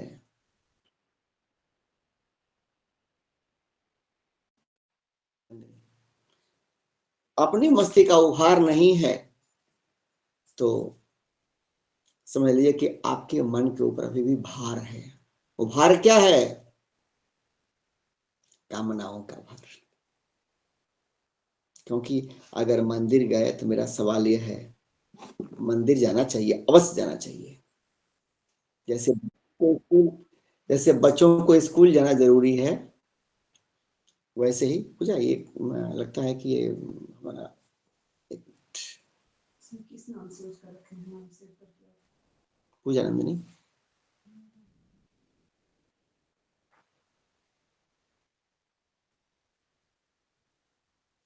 पूजा नंदिनी। अगर मंदिर जाते हैं, मंदिर हम सब के लिए धार्मिक पाठशाला है, स्पिरिचुअल पाठशाला है, डिवोशनल पाठशाला है, अवश्य जाना चाहिए मंदिर। लेकिन स्कूल जाते हैं किस लिए? ताकि जो हमारा सिलेबस है उसको हम पढ़ सकें, समझ सकें, होशियार बन सकें। ठीक है, वैसे ही हम मंदिर रूपी स्कूल जब जाते हैं, हमारे जीवन का वो मंदिर जाना हमारे जीवन का आध्यात्मिक पाठशाला की शुरुआत है। वो बोलते हैं ना, स्टार्टिंग स्कूल कौन सा होता है आजकल? खेल खेल में प्ले स्कूल। Play school. मंदिर जाना एक तरह से प्ले स्कूल है, ठीक है, प्ले स्कूल है। लेकिन नहीं, कॉल आ रहा है बार बार।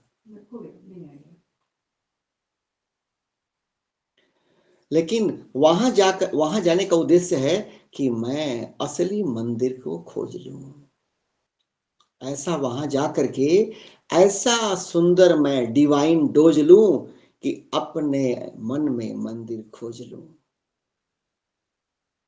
जो जा करके वहां पे डिवाइन डोज लेते हैं वो अपने मन के अंदर मंदिर खोज लेते हैं। क्योंकि एक समय तो ऐसा आएगा जब पैर मंदिर जाने लायक नहीं रहेंगे।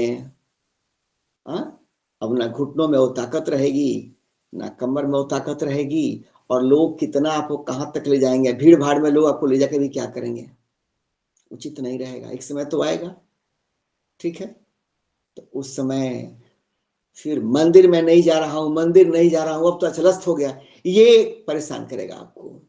इसके पहले कि वो स्थिति आए, आप मंदिर जरूर जाइए, लेकिन वहां जाकर के डिवाइन डोज लें और मन के अंदर जो असली मंदिर है उसे खोज लें। ये मंदिर जाने का अभिप्राय है। यह उद्देश्य डिफीट नहीं होना चाहिए, यह उद्देश्य पराजित नहीं होना चाहिए। और दूसरा क्या है, आश्रम जाते हैं, ठीक है, आश्रम जाते हैं तो आश्रम जाने का क्या है मतलब, आश्रम आप जाएं तो आश्रम इसलिए बनाया गया है कि वहां जा करके अपने जीवन में जिस आश्रम में भी आप हैं उसको समझ लें। अगर ब्रह्मचर्य आश्रम में है तो आप किसी भी आश्रम में जाते हैं तो अपने जीवन के इस ब्रह्मचर्य अवस्था का जो ब्रह्मचर्य आश्रम है इसकी मर्यादा जान लें या खुद को पहचान लें। इसलिए आश्रम में आप जाते हैं। गृहस्थ बन के आश्रम में जाते हैं तो जीवन के इस गृहस्थ आश्रम में मैं हूं, अपने इस गृहस्थ की गाड़ी को मैं भगवान का मंदिर समझूं। मेरा घर गृहस्थी ये भगवान का मंदिर है। सच्चाई भी यही है। ये मेरा घर है ये तो मूर्ख बोलते हैं, ठीक है, ये मैंने बनाया है ये मूर्ख बोलते हैं, मैंने कमाया है ये मूर्ख बोलते हैं। प्रभु कृपा से मिला है, ये प्रभु का ही है। आज नहीं तो कल छोड़ के जाना है, ये संसार बेगाना है। आश्रम जाते हैं तो अपने जीवन के, और गृहस्थ आश्रम में है तो इस आश्रम की मर्यादा को जान लें, पहचान लें, फिर काम दबा नहीं पाएगा आपको। अगर आप गृहस्थ आश्रम की मर्यादा को जान गए तो 3 बातें तो पक्की हो जाएंगी। काम आपको दबा नहीं पाएगा, और घर में कभी भी तूफान आ नहीं पाएगा। तो तुम्हें में होता है ना, छोटी सी बात बड़ी बन जाती है, वो आ नहीं पाएगा। मनी बैग गारंटी है। और ईमानदारी से किसी आश्रम में गए हैं और वहां के ज्ञान पाए हैं, ज्ञान को पचाए हैं ईमानदारी से। लोग फेस्टिव तरीके से भी जाते हैं आजकल, आश्रम में गए, उपनिषद कोर्स हो रहा है, गीता कोर्स हो रहा है, वहां तो सब बना बना खाना मिलता है, तो थोड़ा सा एक तरह के बेस्ट इंटरटेनमेंट प्लान भी लोग लेके जाते हैं। ऐसे भी लोग हैं तो उनको फायदा होता है बहुत आंशिक रूप से। जो जिनकी गहरी श्रद्धा है कि जा रहा हूं वहां मैं अमृत पाने के लिए, वो एक बार गए और उनका मन उस ज्ञान से ऐसा भर जाता है कि मन तर जाता है। वो जान लेते कि भाई यार मैं गया, उपनिषद का ज्ञान वहां से लिया, अमृत पाया, गीता का ज्ञान अमृत वहां से पाया, और मैं घर आया हूं, मेरा घर तो मंदिर है। मैं जानता नहीं था, पहचानता नहीं था, न घर की पहचान थी, न खुद की पहचान थी।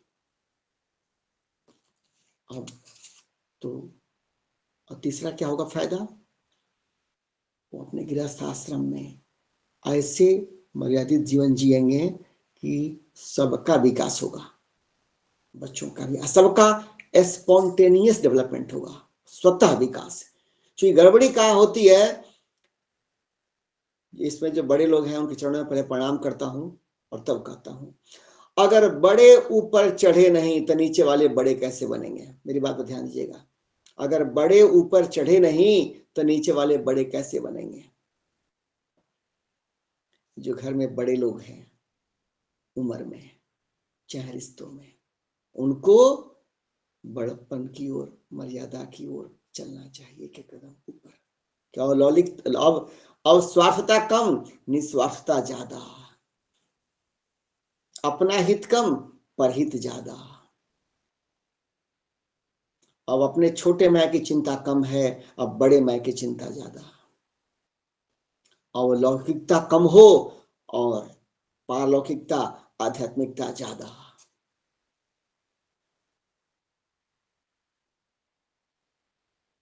जब बड़े लोग ऐसे चढ़ते हैं ना जीवन में, आध्यात्मिकता ज्यादा, और संसार के ये तेरा है, ये मेरा है, ये मेरे बच्चे हैं, ये तेरे बच्चे हैं, ये मेरी दौलत है, तेरी दौलत है, ये मेरा तेरा अपना पराया, इसमें जो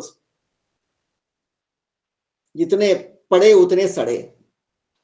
तो इस सड़न से बाहर निकले हों घर के बड़े लोग, चाहे वो गृहस्थ आश्रम में ही क्यों ना हो, माता पिता हैं, बच्चों की तुलना में तो बड़े हो गए ना, तो जितना ज्यादा वो आध्यात्मिकता में ऊपर खुद बढ़ेंगे, ये ऐसा रंग है कि हमारी सांसों से भी बाहर जाता उमंग है। ये ऐसा रंग है, कहना नहीं पड़ेगा बच्चों को और किसी को कि आप करो। सूर्य किसी के पास जाते हैं कहने, बस सूर्य हैं, उनका प्रकाश फैल गया। वैसे ही है, आप काम रूपी कचरा हमको काला बना दिया, काम रूपी कचरा हमको काला बना दिया, मैं तो माला माल था, इसने दिवाला बना दिया। ये काम, हमारे रिश्ते ऐसे हो जाते, हमारे बच्चे ऐसे हो जाते, तो बच्चे ठीक हो गए तो हमारे नाती पनाती ऐसे हो जाते, तो घर में शांति हो जाती, तब पड़ोसी ऐसे हो जाते। ये जितना कामनाएं लेकर पाले हुए हैं, चौथापन खराब करते हैं। अगर आप अपने बच्चों का, कुल खानदान का, समाज का भला चाहते हैं तो आप आध्यात्मिकता में रम जाइए। देखिए जो लोग आपसे जुड़े हुए हैं उनकी बुद्धि भी कुमति से सुमति की तरफ बढ़ने लगेगी। धीरे धीरे ही सही। घर में अगर 20 लोग हैं, चाहे हित कुटुंब मिला के अगर 100 लोग हैं, तो पहले अगर 5 लोगों की बुद्धि अगर सुमति थी, तब 6 लोगों की होगी, 7 लोगों की होगी, 8 लोगों की होगी। वो कैसे होगी, ये बात आगे आएगी। क्योंकि आप जब आश्रम में जाते हैं, और आश्रम जहां श्रम मर्यादित हो उसे आश्रम कहते हैं, तो अपने गृहस्थ जीवन में, अपने घर गृहस्थी में पत्नी कितना सुबह से लेकर शाम तक काम करती है। अब आप देखिएगा, कोई महिला अपने घर परिवार को शुद्ध खाना खिलाने के लिए, परिवार में शुद्धता हो, पवित्रता हो, साफ सफाई हो, ओ माय गॉड, इतना काम है, इसमें कहीं छुट्टी नहीं है ना आराम है। अगर देख सकते हैं तो देख लीजिए। आप लोग, मैक्सिमम लोग तो घर परिवार वाले ही हैं, जरूर देखते होंगे। देख करके लगता है कि महिलाओं, जो घर में महिलाएं हैं, उनके चरणों में जितना माथा टेके वो कम है, मन ऐसी भावना पैदा होता है। किस भाव से करती है महिलाएं?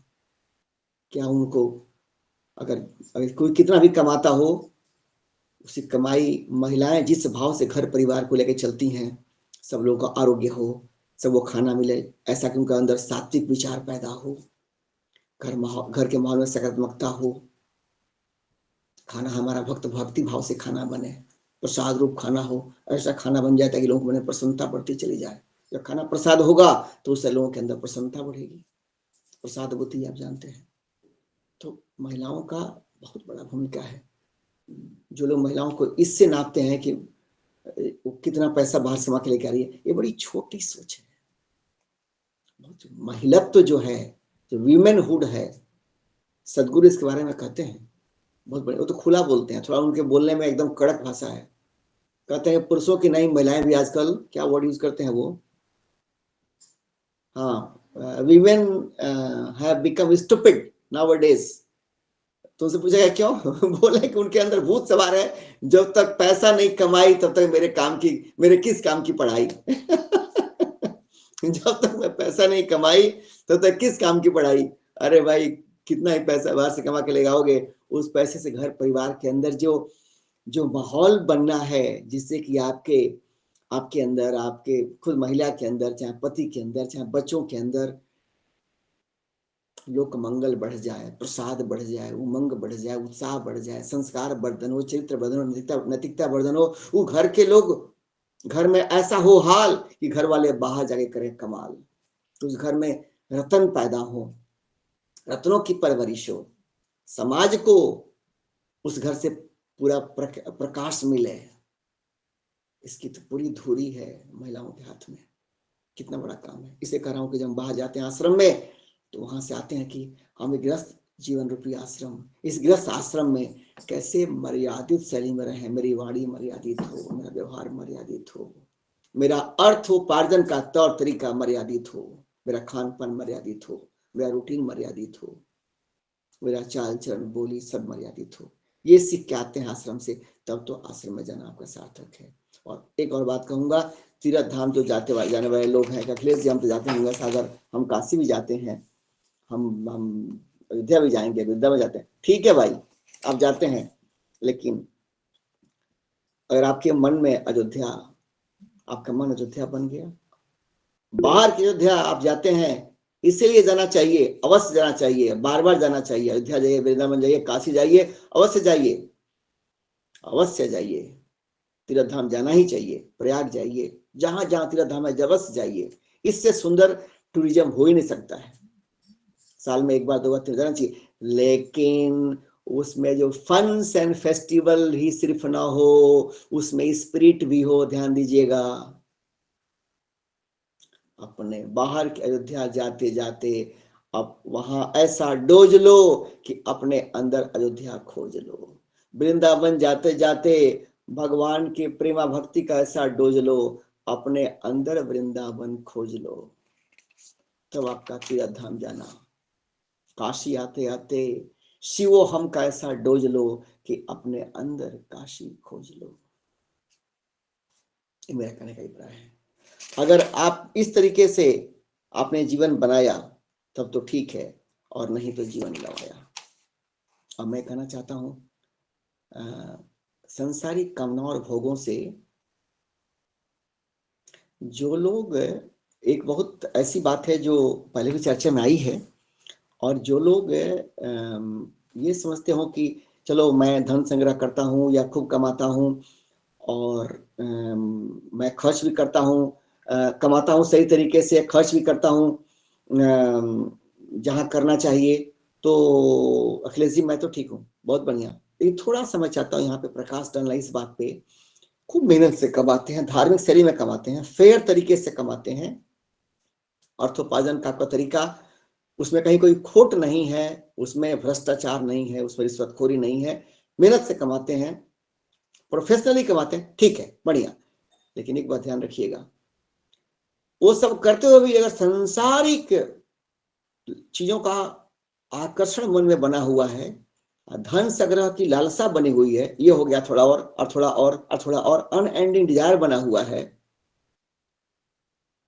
ठीक है, तो ये पाप का निर्माण करेगा। कैसे? क्योंकि आप जितना ज्यादा उसके अंदर मन रसा रहेगा, तो आप चाहेंगे आज नहीं तो कल मौके मौके से उसका प्रदर्शन करना। बर्थडे आ रहा है बच्चे का, मैं तो संपन्न हूं, तो चलो 50,000 1 लाख बर्थडे में गया, खाए खिलाए, जिनके पेट भरे हुए उनको खिलाया, होटल में ले गया, चाहे घर पे बुलाए और लोगों से बनवाए और खाए और खिलाए, लोग गिफ्ट दिए और लिए और खाना खाए और ढकारे और गए, जिनके पेट भरे उनको खिलाए। मैं मेरे बेटे का बर्थडे आया, देखो तो किसे बढ़िया कर रहा हूं मैं। अरे गए थे अखिलेश जी के बेटे का बर्थडे था, क्या खाना बना था, आहा, क्या तैयारी हुई थी। अखिलेश जी के यहाँ गए थे, हमारे यहाँ नहीं होता। उदाहरण अपना दे रहा हूं, लेकिन मैं उसमें भाग नहीं लेता हूँ। उदाहरण अपना दे रहा हूं मैं, लेकिन मैं ऐसा करता नहीं हूं। मैं किसी और का नाम दूंगा अच्छा नहीं है, इसलिए मैं अपना ही नाम दे देता हूँ। मेरा उसमें रत्ती भर भी मेरी राय नहीं है। ऐसे बर्थडे बना करके बचवा कभी सत्यानाशी करते हैं। संसार में हमको एक महान आदमी बता दीजिए जिसका बर्थडे बचपन से ही मनाया गया हो, खूब धूमधाम में, रईसी तरीका से, और वो महान बन गया हो। ऐसे उदाहरण बड़े दुर्लभ है। संसार में जितने लोग महान बने हुए हैं, अगर बचपन में उनकी पैम्परिंग होती तो महान बनते कैसे? अपवाद की बात अलग कर दीजिएगा, exceptions are there, they don't make the rules. इक्के दुक्के अपवाद हो सकते हैं। अब सिद्धार्थ पैदा हुए राजमहल में, तो उनकी तैयारी कुछ और थी, उनको गुरु की आवश्यकता ही नहीं पड़ी। तो हम बात कर रहे हैं ऐसे कहीं एक्सेप्शंस होंगे, उन बात छोड़ दें। सिद्धार्थ का हर जन्मदिन मनाया गया होगा रसाई तरीके से, फिर भी उनके अंदर अपने पिछली तैयारी ऐसी थी कि सारे संसार के काम का काम कर दिए तमाम, और चीर करके, और सारे शाहों का शहंशाह बन गए, राजाओं के भी राजा बन गए। अगर आपके अंदर वो है तो फिर कोई बात नहीं। सालगिरह है, आजकल शादी का सालगिरह लोग मनाते हैं, विवाह का सालगिरह मनाते हैं, तो उसमें खर्चे होते हैं। हम लोग आज चौथा है, पांचवा है, आठवां है, 10वां है, फलना है। मतलब चाहे बेटा बेटी की शादी है, दिखावा हो रहा है। जानते, मैं इसलिए कह रहा हूं, अपने मेहनत से कमाया धन संग्रह भी किया, लेकिन उसका प्रदर्शन जब करते हैं, ध्यान दीजिएगा, अपने धन का जब करते हैं प्रदर्शन, तो निर्धन लोगों का होता है आकर्षण। अब उनके मन में एक इन्फीरियरिटी कॉम्प्लेक्स पैदा होता है, आत्मग्लानि उनके अंदर पैदा होती है कि मेरे पास नहीं है। अब उनके मन का सुकून, शांति और क्रश हो रहा है। पाप आपको जा रहा है, आपको मतलब जो ऐसा करते हैं।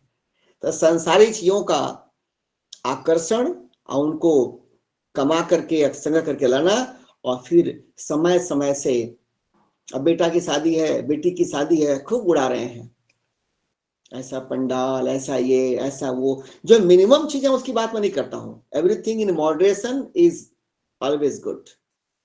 लेकिन क्योंकि मेरे पास है तो मैं पूरा ऐसा कर रहा हूं। शादी देखो तो लोग चर्चा करते हैं, ऐसी शादी में देखा ही नहीं था, ऐसा सम्मान हुआ, ऐसा नाश्ता मिला, ऐसा खाना मिला, ऐसा स्टेज बना हुआ था, और क्या क्या। तो दिखावे पे न जाइए, अपनी अकल लगाइए। अपने धन का, भले ही मेहनत से कमाया हुआ हो, उसका इरेशनल यूज, ऐसा प्रदर्शन, इससे होता है जो निर्धनों के मन में आकर्षण, और फिर उनके अंदर आत्मग्लानि, इन्फीरियरिटी कॉम्प्लेक्स होता है, और उसका पाप, उनके मन में दुख पैदा होता है, और उनका पाप हमारे सिर पे जाता है। और दूसरा हमको नुकसान और क्या होता है, इनके भोगने से, ये जो हम करते हैं संसारिक चीजें करते हैं संग्रह, तो उसके प्रति मेरे मन में जो वासना थी, आसक्ति थी संसारी चीजों के, संसारी चीजों का प्रदर्शन करने के लिए, और उससे अपने आप को बड़ा दिखाने के लिए, ये हमारे अंदर ये जड़ पदार्थों के प्रति और दासत्व पैदा करता है, और बाइंडिंग तेज ग्लू पैदा करता है। उससे हम पुनः इस काम रूपी दलदल में और फंसते हैं।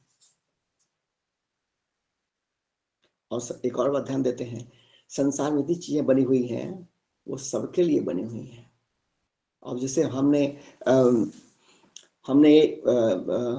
कई अरबों रुपए जमा कर लिए अगर अपने पास, हम मेहनत से कमाए, हम बिजनेस किए हुए हैं, हम उद्योग ला के कमाए हुए हैं, ठीक है भाई, लेकिन ये आप उसके ट्रस्टी हैं, मालिक नहीं। एक लाइन का उत्तर है, आपके पास बिजनेस किए हुए हैं, आप रिलायंस आपका है, चाहे आपका अडानी ग्रुप है, चाहे कोई ग्रुप आपका है, आप छोटे चाहे बड़े उद्योगपति हैं, चाहे छोटे से बड़े पद पे हैं, आपने मेहनत से कमाया है मान लिया, लेकिन आपके पास वो आया है, आप उसके ट्रस्टी हैं, स्वामी नहीं है। मालिक तो वो है संसार की सारी दौलत का। आप कब से उसके मालिक हो गए?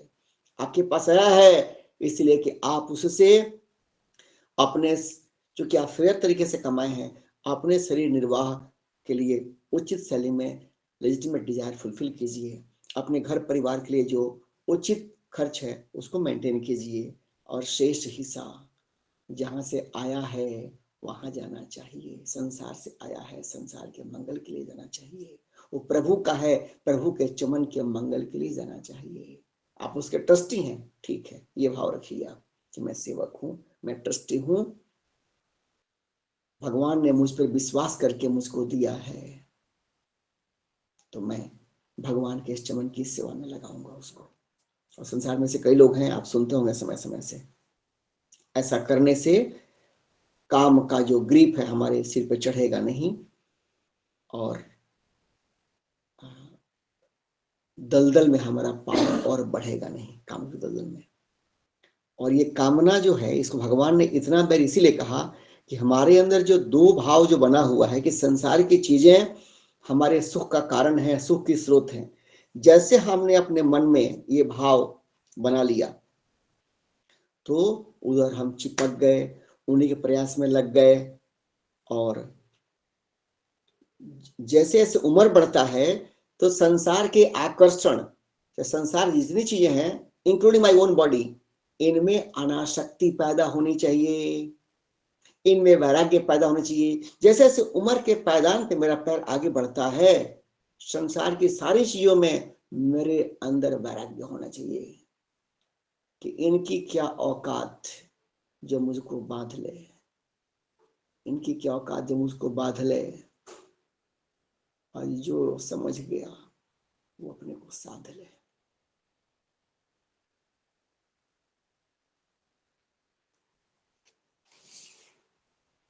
अब एक बात कहना चाहता हूं मैं कि हमारे अंदर जो ये कामनाएं आती हैं, तो सबसे पहला क्या होता है ना, हमको अपने स्वधर्म से भटकाती हैं। हम जब कामनाओं के जो धन संग्रह में, पद और पाने के लिए, संसार से वाहवाही पाने के लिए, अपना ऐशो आराम की फैसिलिटी को बढ़ाने के लिए हम ताड़ के झाड़ पे चढ़ जाते हैं और एक दिन गिरेंगे, हाथ पैर टूटेगा। मतलब जितना चीज इकट्ठा किए हैं इनसे सुख और शांति मिलनी होती, उसकी गारंटी होती, तो संसार में जितने धनवान हुए सब सुखी होते। ये सब जानते हुए भी हम उधर चिपके रहते हैं। धन कमाए, खूब कमाए, पैसे कमाए, खूब कमाए, सही तरीके से कमाए, मेहनत से कमाए, ईमानदारी से कमाए अवश्य, लेकिन वो मुझे लिए वो कमा करके और उससे अपने सुख भोग की सामग्री हम बनाते चले गए, और धन से सुख मिलेगा, पद से सुख मिलेगा, लोगों की सलामी से सुख मिलेगा, ये भाव मेरे अंदर अगर आ गया तो मेरे लिए नरक तैयार हो गया। ये जितना चीज मैं बनाऊंगा, कमाऊंगा, पाऊंगा, इससे संसार का भला करूंगा, क्योंकि संसार दे रहा है मुझे कृपा करके, मुझे कृपा पात्र समझ के दे रहा है कि संसार की कृपा का पात्र हूँ, प्रभु की कृपा का पात्र हूँ, मुझे पद मिल रहा है, चाहे लोग मुझको स्वीकार कर रहे हैं, कोई जिम्मेदारी हमको मिल रही है, चाहे धन मुझको मिल रहा है, कृपा पात्र है प्रभु।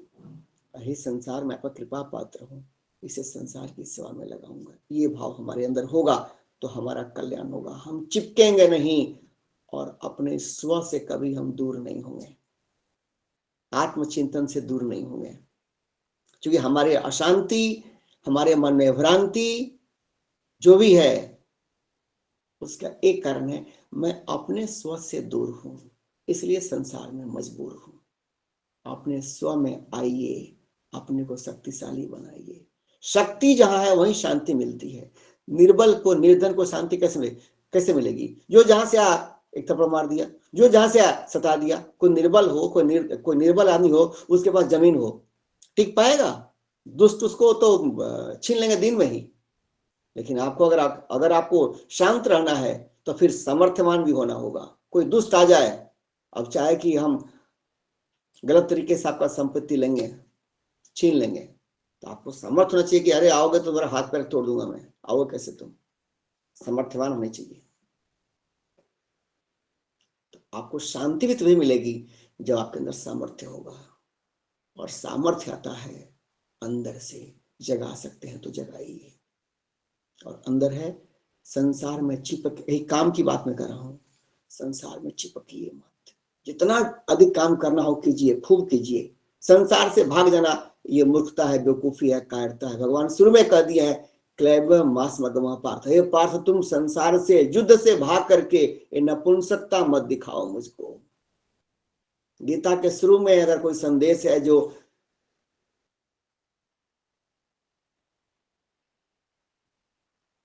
हमारी बेवकूफी का गुब्बारा फोड़ता है तो पहला ही है। कहते हैं अर्जुन से वह तपस्वी महायोद्धा को बोल रहे हैं, ये नपुंसक वाला काम मत करो, भाग करके भागो मत, जागो, शौर्य दिखलाओ, अपना सामर्थ्य दिखलाओ। सामर्थ्य संसार का सब कुछ जो सेवा है, जिम्मेदारी है, चाहे घर में हो, घर के बाहर हो, करते हुए भी संसार में चिपके नहीं, अपने आप में रहे। लोक परलोक जहां भी कोई दुख पा रहा हो ना, आज कोई लोक में दुख पा रहा हो संसार में, कोई दूसरे जीवन में जाकर के, परलोक मतलब इस जीवन के बाद वाला जीवन, तो कोई कहीं दुख पा रहा हो, इस लोक में जीवन नरक बन गया है, माई रे बाप रे, रो रहा है, बिलख रहा है, कोई दूसरे जीवन में जाकर दुख पा रहा है, कारण एक है कि वो मन में राम को पहचाना नहीं, अपने अंदर काम को शरण दे दिया। तो टेक होम मैसेज क्या है आज का? पहले अपने से नाता जोड़ो, और कामनाओं के चक्रव्यूह को तोड़ो। रिपीट करता हूं, पहले खुद से नाता जोड़ो, स्व से नाता जोड़ो। अपने आप में बैठे रोज 5 minute, 2 minute, 10 minute, 3 minute, 1 minute भी बैठिए। मैं कौन हूं, क्या पाना है मुझे, क्या सही समय जा रहा हूं मैं, क्या मैं अपने जीवन के धर्म, अर्थ, काम और मोक्ष, जो सबसे ऊंची सर्वश्रेष्ठ उद्देश्य हमारा है, एक ही उद्देश्य, टॉप मोस्ट गोल, उस आध्यात्मिकता के ऊपर मैं चमक रहा हूं, उज्जवल बन रहा हूं, मैं, मेरा प्रकाश बढ़ रहा है, मैं अपने आप में आ रहा हूं कि नहीं।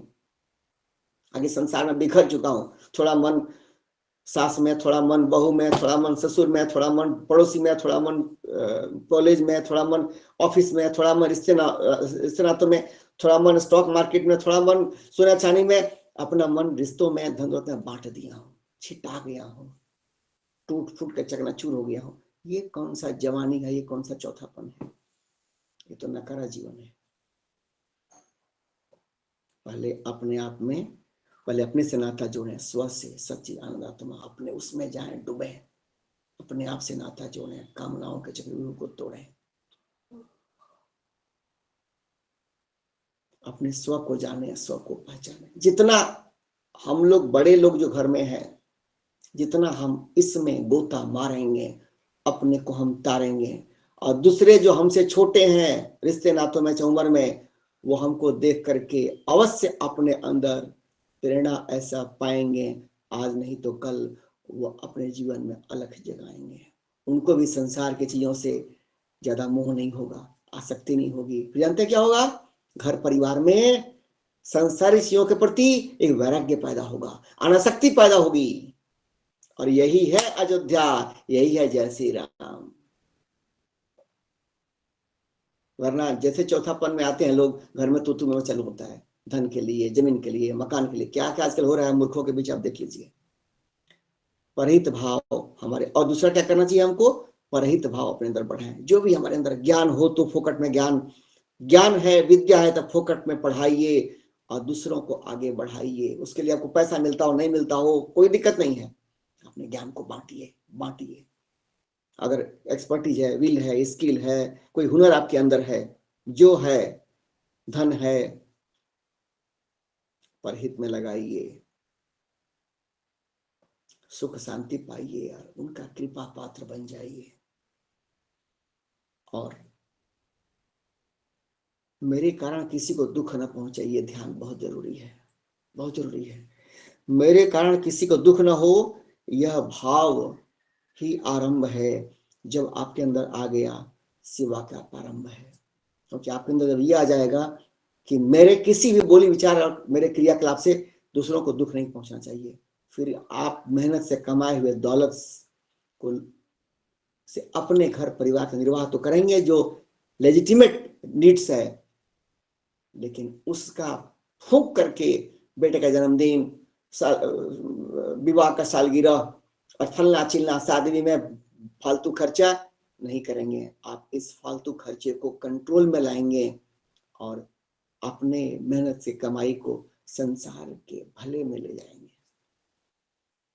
इससे यहीं से सेवा प्रारंभ होती है। और अंतिम बात, छुप के करो सेवा, अनुभूति का मिलेगा मेवा। सेवा करते समय ये ना हो कि लोग देखें, मेरा ताली बजे, मेरा नाम हो रहा है, अखिलेश जी इतना चंदा दिए हुए हैं, अखिलेश यहाँ ये काम किए हुए हैं। नहीं नहीं नहीं, लोग मेरा नाम ले नहीं, वो अलग बात है कि प्रेरणा प्रकाश ऑटोमेटिक फैल जाएगा, लेकिन सेवा कर रहा हूं तो इसके बदले मुझे तालियां मिले, कुछ पद मिल जाए और लोग बोले वाह वाह बढ़िया कर रहे हैं, वाहवाही, किसी तरीके से संसार से कुछ पाने की भूख अंदर ना हो, तब तो सेवा मेवा बनेगा, वरना सेवा श्रम बन जाएगा। वही सेवा, उसका पारितोषिक कम हो जाएगा। पारितोषिक क्या है उसका, अपने अंदर आना, अपने अंदर जाना, यही पारितोषिक है। जितने ईमानदारी से सेवा करेंगे उतना ही अंदर मेवा मिलेगा। और सेवा घर परिवार समाज को निस्वार्थ भाव से कर्मयोगी बन के हम करेंगे। इससे काम का जो ये दानव है, जो अजगर है, जो शत्रु है, ये अपने चंगुल से, इसके चंगुल से हमारा विवेक छूट जाएगा और काम से आसक्ति टूट जाएगा। ये है मेरा आज का आप सबकी सेवा में जो मैंने सीखा है, आज का मेरा अपना प्रसाद आप सबके साथ में शेयर कर रहा हूँ, जिससे मुझे लाभ मिला है। आप सबके साथ में उसी प्रसाद को शेयर कर रहा हूँ और उम्मीद है कि आप लोग मेरी बात आप सब तक पहुंचे। अब किसी का कोई क्वेरी हो